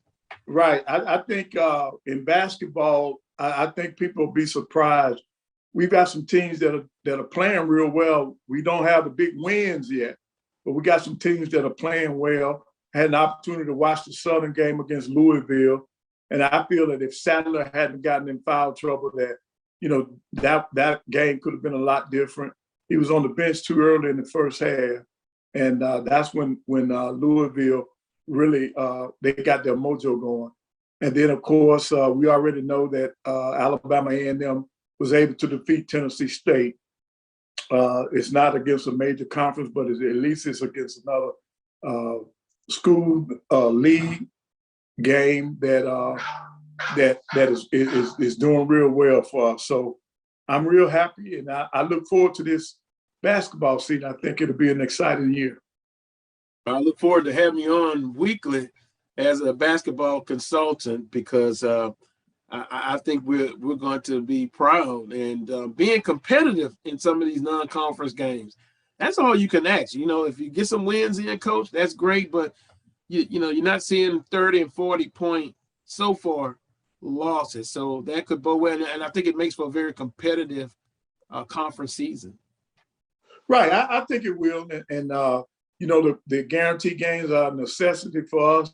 And, even the women are going out now. And, on the women's side, they're taking a beating right now because they're playing these guarantee games. But it's preparing their teams to get ready for the conference play. And I just think that during conference play, we'll look a lot better. A lot better. And, Coach, as we switch gears here, but still on the basketball side of it, lost an icon last week, and Coach Lafayette Striblin, standing basketball coach, Mississippi State, Tougaloo, and also known for his sharp attire. Oh, yeah. I'm sure now in the spiritual realm, he's still dressing fine, but talk a little bit about your interaction with Coach Lafayette Striblin. Well, believe it or not, my interaction with him started before we ever got in the SWAC. I used to see Coach Striblin at the Final Fours, and he was always a person that, he was always amenable to sit and talk with people. And then when we joined the SWAC, No, he tried to take me under his wing. He's the one that let me know about the collusion that was going on in the SWAC. You know, you had some of the senior coaches who were, you know, they would get together and exchange scout reports, and you would go into a game blind. So he's the person that let me know what was going on between Jackson and Alcorn and Texas Southern, because at the time those were the guys that were the senior coaches in the league, and they did it against him too. So he just wanted to let me know. That's why they were up and up on you when you didn't have a scout report on them. They had one on you. So he was fun to be around. And like I said, we started our relationship before I ever got in the SWAC. And then once in the SWAC, he made sure that I was doing things the right way. He would always talk to you before the games. Now, he used to do one thing that a lot of people, the public didn't know about. If Coach Stribling was winning a game against you, he would do something that to make that loss that you're getting ready to receive, he would make it last a little longer. Coach Stribling was known for calling a timeout, whether he needed one or not, in under a minute or 2 minutes left in the game. Let's say he's winning by 10 or 12. He's still gonna call that timeout. He wants you to remember that loss. And that was one of the things. It took me a while. Well, it didn't take me a while, because when we first got in the SWAC, you know, I was doing pretty good against him. And then I kept noticing, I said, wait a minute, why is he calling a timeout when he know he's got this game in hand? And then I figured out that was his MO. So I had an opportunity to do it to him a couple of times. And as soon as I called a timeout, I would look down there at him to make sure he knew what I was doing. I was doing the same thing. And once I did that, he stopped doing that. Well, we really don't know, because then maybe after that, we didn't lose to it. But he had a way of doing things. And then when you talk about his dress, man, he would be dressed to the nine. And I can remember before I even got in the SWAC, GQ did this article on Coach Joe, and I saw Coach Stribling at the Final Four. First thing out of his mouth, can you believe, he said, Van, can you believe that GQ think Ben dressed better than me? And, you know, we just made, it was just funny. And then when College Insider voted me as best dressed coach in the SWAC one year, that got to him. And he said something to me. He said, son, you know you don't dress better than me. I said, Coach, I didn't have anything to do with it. Then you had a panel that did the voting. And so he was a fun guy to be around. But on the court, you better be prepared now, because he knew what he was doing. And he's one of the people that you really have to do your homework against. So he'll be missed. And then when you look at him coaching at Mississippi Valley, a lot of people would not have been as successful as he was at that institution. He put his heart and soul into it. And I think he'll, not only with Mississippi Valley miss him, but all of us that are in coaching that had an opportunity to cross his path, we're going to miss Coach Stribling also. I would agree with that. I'm visiting with Coach Van Pettaway here on the Carlos Brown Show. For those who don't remember him, those who are real younger, but what type of product he put on the floor as far as defensively, what was his identity, and offensively, what was his identity? Defensively, he got after you. He liked it. He would mix it up sometime, but his main thing was playing man-to-man. He would get up in you. He'd try to take away your strengths. That's why that lets you know that he actually put time into it. And then offensively, he's going to try to exploit your weakness. If you were weak in the post, he bring it inside. If you didn't have the people to guard on the perimeter, it was going to be a perimeter game. But he did whatever it took to win a basketball game. And his preparation, getting ready for a game, lets you know that you got to be prepared for him, because he put the time and work in. And Coach, I remember I was looking a couple of days, maybe a week ago, and I can't remember the year, but I think most people will remember. Remember the tournament game against Duke? Oh yeah. One of his top 5 games that people remember, Mississippi Valley and his coaching. against Duke in that very well played, tough ball game in the tournament. Yep. He had that team prepared to play. He shocked a lot of people. And you know, they got some bad calls late in that game. But you knew why, because at that point, the 16 seed had never beaten the number 1 seed. So see, he gets his team, he gets the best out of his players. He's always done that. And that was a prime example of it. Lafayette Stribling, Hall of Famer, iconic coach, great dresser. But what I appreciate what you're saying was how he kind of took you under the wing.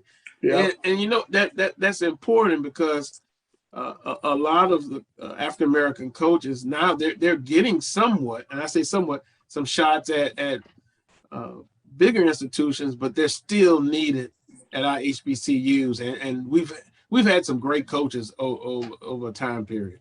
Oh yeah. There have been some great coaches in the SWAC. You know, I put our league up against any league. You know, we just don't have the resources as some of the Power 5 people. But when it comes to coaches and them knowing the game and them strategizing and doing stuff on the court, there's not a conference that can beat us. You've had some great coaches over the years, and you got great coaches in the SWAC now. Yeah. You know, speaking of Johnny Jones, Coach Smith at Prairie View, and before we start this interview, you know, you kind of keep me calm because some of the Southern Knights, they still have a question mark about Coach Sean Woods, but you know, you're right. There's some quality coaches in the league. Well, the Southern fans need to have some patience. I mean, Sean is doing an outstanding job. You look at what's happening now. They're up 52. It's a close game now with 11:21 left. It's 52-50 down at Tulane, and they're on the road. They're playing at 11 o'clock. So you got to get your kids. They're not accustomed to playing at 11 o'clock, so it's a little bit different. I just think they need to be patient, man. And with the pandemic coming through last year, I think that affected a lot of teams. Well, you know, Coach, and I guess I'm guilty of this as well. I'm a Southern Knight. Patience is something we have to work on because, you know, there's always high expectations. And I think this season will be a better indication of where the basketball program is. That fair to say that, or am I way out? No, I think it's fair. I think it's fair, and I think Sean is a person that puts us all into coaching. And I think you all will see the fruit of his labor this year. I think he knows that he wants to put a better product on the floor, and I think it'll happen this year. Well, we'll have a lot of chances to talk about it and see where each team is at a certain point. You know, Coach, the preseason predictions, I guess that's for the media and for the fans. I know coaches, they don't really put a lot of stock into that. They're just trying to improve their team, have them ready to play. And then at the end of the season, we can look back and see how far the media and the prognosticators, were they off? Were they on spot? Were they on target? Coaches, they're just concerned with X's and O's and putting their student athletes in a position to graduate. Right, and see that's the big thing. Some of the times we can use those polls as motivation for our teams. You know, when the media picks your team finish lower than what your expectations are, then you can use that to help motivate your players. And bottom line is, you can't win a game before the season starts. You can't win a championship before the season starts. You got to go out and play the game. So how they predict everything before the season, that does not matter to most coaches. We go out and play. We put the work in, and we'll have a chip on our shoulder because we'll say, I will say, yeah, okay, I'll show you. But most of the time, you know, we were, when we first got in the SWAC, we were always in the top 4. Then we started being in middle ways of SWAC. They've never picked us at the bottom. So most of the time I was pleased with where we were picked. that just gave us something to work for. If you pick us at the bottom and we finish toward the top, that means that your predictions were not right. And I was able to use that to help motivate my players. Speaking of that, Coach, and maybe that's the assignment for next week, use your connections. I'm so intrigued by Bethune-Cookman's women's basketball program. Boy, you talk about motivation. I mean, based on what I've seen, no way they finished in that spot. I predict they finished much higher. Oh, yeah, I agree. When I first saw it, I said, wait a minute. Maybe they don't know that much about this program. I said, they've had a pretty good program over the years. But I think some of the people may have done that because I think they've had well, we all know that they changed the AD, and then they may have had a coaching change. So, but you know, if you got the same personnel there, there's a good chance that those kids will rally around that new coach and they'll win. But we'll do some research on it, and we'll be ready to talk more about Bethune-Cookman. Coming up, basketball collegiate has kicked off, and we'll have Coach Pettaway on weekly to give us his perspective on the collegiate basketball in the conference. And we'll also throw in a little NBA. Coach, I'm going to make you laugh. You remember we said it was so early in the NBA season. My Miami Heat made up the number 2 and you know, for us the strongest teams in the conference. Now they're on the 3-game losing streak, all on the road. Close losses except one, Utah. And they got Denver, and they got Utah tonight. So I'm going to have to fly down to Miami and just make sure everything's all right. Yeah, but, you know, injuries played a part in that also now. Injuries played a part in that also. So it's still too early in the NBA season to panic. I think Miami has a good team, and I think when healthy, they'll be in the mix at the end. I'll take that, Coach. You're absolutely right. It's still so early in the season. Coach, enjoy the rest of your weekend. Appreciate the time as always. All right. Well, thank you, Carlos, and keep up the good work. Thank you. Appreciate it. Stay safe and stay blessed as always. Want to thank Brian Fulford for producing today's show. Our guest menu, Charles Bishop, Coach Robert Valdez, Alvin Hollins, Charles Edmond, and Coach Van Pettaway here on the Carlos Brown Show. Remember, you can tune in every Saturday morning from 11 a.m. to 1 p.m. That's Central Standard Time, 12 noon to 2 p.m. Eastern Standard Time. Until next Saturday at those mentioned times, as always, peace and God bless.